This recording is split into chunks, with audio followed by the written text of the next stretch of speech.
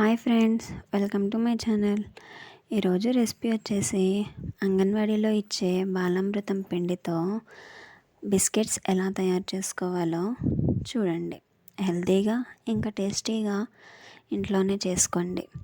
ఫస్ట్గా బాలామృతం ప్యాకెట్ని చింపి ఆ పిండిని వేసుకోండి.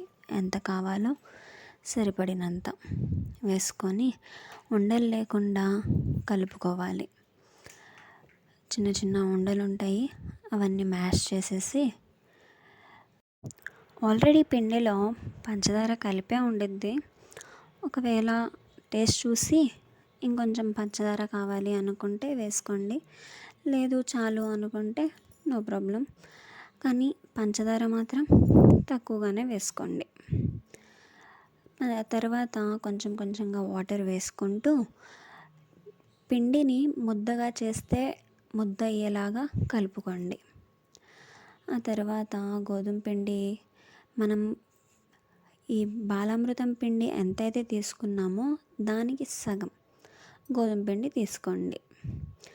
ఆ తర్వాత బెల్లాన్ని కరిగించుకొని వేడివేడిగా ఉన్న పాకాన్ని తీసుకొచ్చి వేసేయండి. కరిగిన వాటర్ని వేసి ఒక వేడిగా ఉండిద్ది కాబట్టి స్పూన్తో కలిపేయండి పిండి అంతటిని.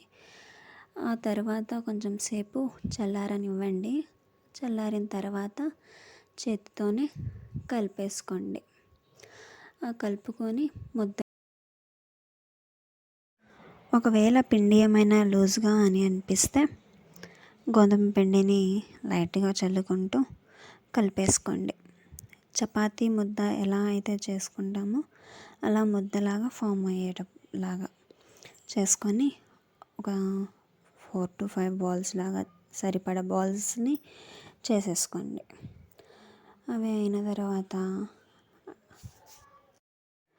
తర్వాత చపాతీ పీట మీద కొంచెం పొడి పిండిని చల్లుకొని గోధుమ పిండిని ఈ చేసుకున్న బాల్స్ పైన లైట్గా చల్లుకుంటూ, మరీ పల్చగా కాకుండా కాస్త మందంగా వచ్చేలాగా పాముకోండి.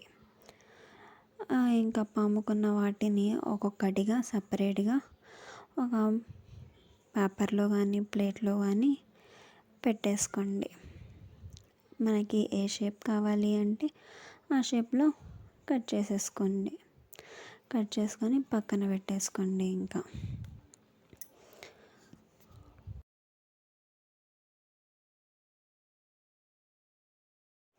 మొత్తం పామేసుకొని మనకు కావాల్సిన షేప్స్లో కట్ చేసుకున్న తర్వాత, అంతా అయిపోయిన తర్వాత స్టవ్ ఆన్ చేసుకొని ఒక కడాయి పెట్టుకొని ఆయిల్ వేసుకోండి.